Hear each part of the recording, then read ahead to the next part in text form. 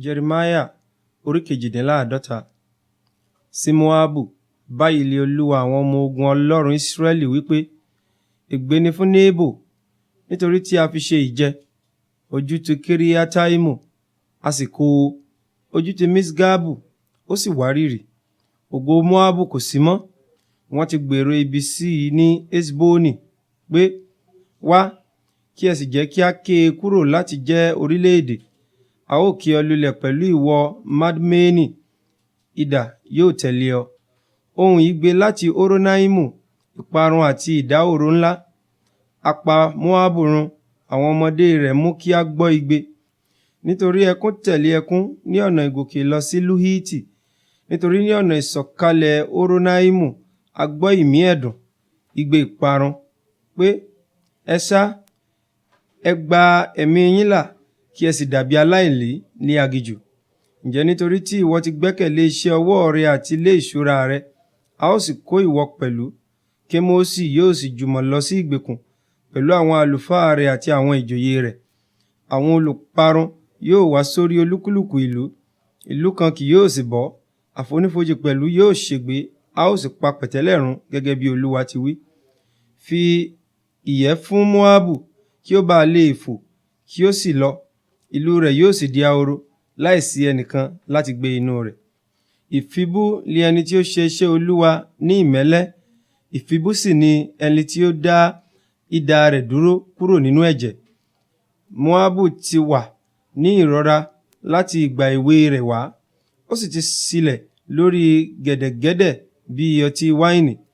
A kò sì tí ì dà á láti inú ohun èlò dé ohun èlò, bẹ́ẹ̀ ni kò tí ì lọ sí ìgbèkùn. Nítorí náà ìtọ́wò rẹ̀ wà nínú rẹ̀, òórùn rẹ̀ kò sì padà. Nítorí náà wò ó, ọjọ́ ń bọ̀ lé Olúwa wí, tí èmi ó rán àwọn atẹni sápá kan sí i, tí ó sì tẹ̀ ẹ́ sápá kan. Wọn ó sì sọ gbogbo ohun èlò rẹ̀ di òfo, wọn ó sì fọ́ ìgò wọn. Moabu yóò sì tijú nítorí Kémósì, gẹ́gẹ́ bí ilé Israẹli ti tijú nítorí Bétélì, ìgbẹ́kẹ̀lé wọn. Ẹ̀yin a ṣe wípé, akọni ọkùnrin ni àwa, alágbára fún ogun. A fi Moabu ṣe ìjẹ, èéfín ìlú rẹ̀ sì gòkè lọ.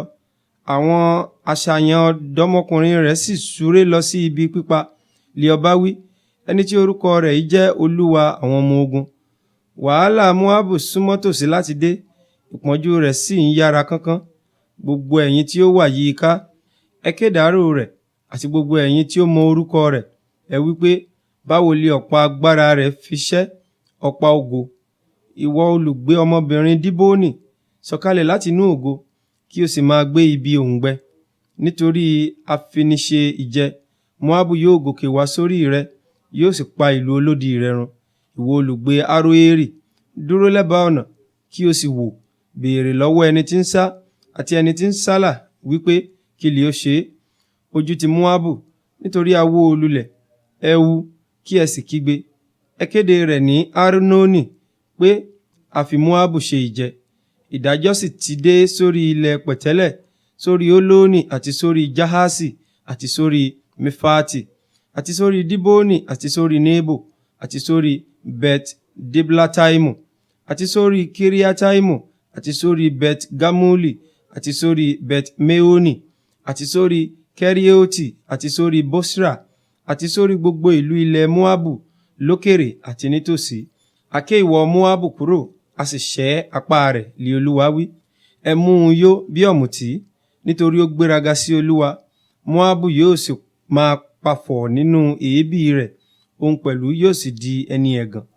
Kò wá rí bẹ́ẹ̀ pé Israẹli jẹ́ ẹni ẹlẹ́yà fún ọ bí ẹni pé a rí láàrin àwọn olè, nítorí ní ìgbàkúùgbà tí ìwọ bá ń sọ̀rọ̀ rẹ̀, ìwọ a máa mi orí rẹ̀. Ẹ̀yin olùgbé Moabu, ẹ fi ìlú wọn sílẹ̀, kí ẹ sì máa gbé inú àpáta, kí ẹ sì jẹ́ gẹ́gẹ́ bí òrìrì tí ó kọ́ ìtẹ́ rẹ̀ lé ẹ̀bá ẹnu ihò.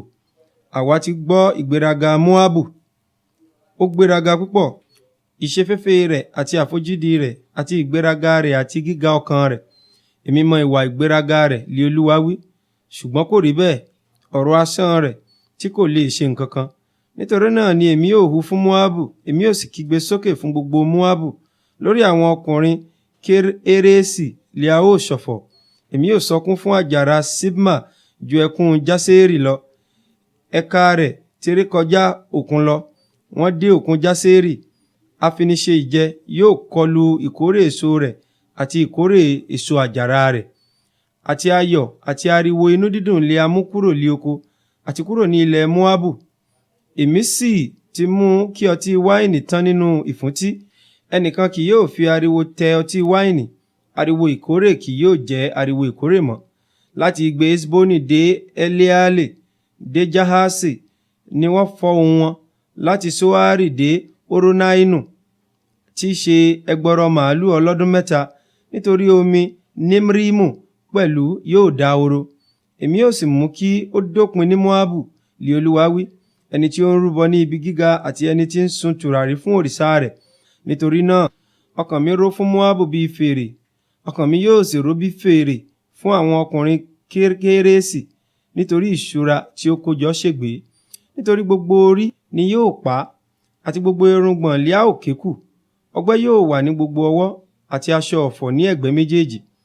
Ẹkún ńláńlá ni yóò wà lórí gbogbo òrùlé Moabu àti ní ìta rẹ̀, nítorí èmi ti fọ́ Moabu bí a ti fọ́ ohun èlò tí kò wúni, lí Olúwa wí.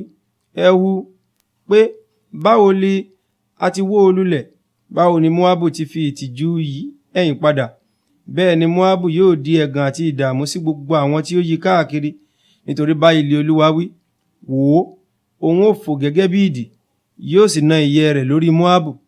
A kó Kerioti, a sì kó àwọn ìlú olódi, àti ọkàn àwọn akọni Moabu lé ọjọ́ náà yóò dàbí ọkàn obìnrin nínú ìrọbí rẹ̀. A ó sì pa Moabu run láti máa jẹ́ orílẹ̀-èdè, nítorí pé ó ti gbéraga sí Olúwa. Ẹ̀rù àti ọ̀fìn àti okùn dídè yóò wà lórí rẹ̀, ìwọ olùgbé Moabu, lí Olúwa wí. Ẹni tí ó bá sá fún ẹ̀rù yóò ṣubú sínú ọ̀fìn, àti ẹni tí ó bá jáde kúrò nínú ọ̀fìn ni a ó mú nínú okùn dídẹ. Nítorí èmi ó mú wá sórí rẹ̀, àní sórí Moabu, ọdún ìbẹ̀wò wọn, lí Olúwa wí. Àwọn tí ó sá dúró lé àìní agbára lábẹ́ òjìji Esboni, ṣùgbọ́n iná yóò jáde wá láti Esboni, àti ọwọ́ iná láti àárín Sihoni, yóò sì jẹ ilẹ̀ Moabu run, àti agbára àwọn ọmọ ahoro. Ègbé ni fún ọ, ìwọ Moabu! Orílẹ̀-èdè Kemoṣi ṣègbé, nítorí a kó àwọn ọkùnrin rẹ̀ ní ìgbèkùn àti àwọn ọmọbìnrin rẹ̀ ní ìgbèkùn. Síbẹ̀ èmi yóò tún mú ìgbèkùn Moabu padà lí ọjọ́ ìkẹyìn, lí Olúwa wí, títí dé ìhín ní ìdájọ́ Moabu.